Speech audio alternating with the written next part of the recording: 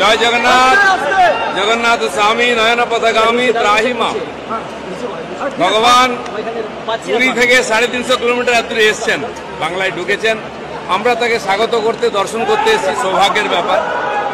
তো আজ এই যে পবিত্র ক্ষণ, যেটা অক্ষয় তৃতীয়ার দিন, সেদিন প্রভুর মন্দির উদ্বোধন হয়েছে।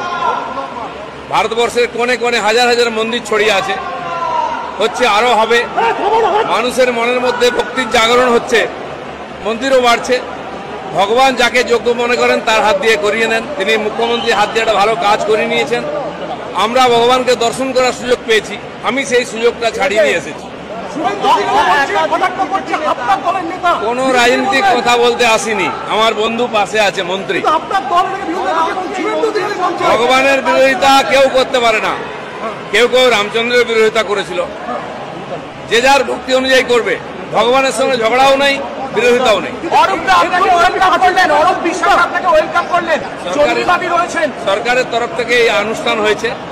মাননীয় চিফ সেক্রেটারি এবং হেডকোর ভাইস প্রেসিডেন্ট আমাকে আমন্ত্রণ করেছেন কার্ড দিয়ে।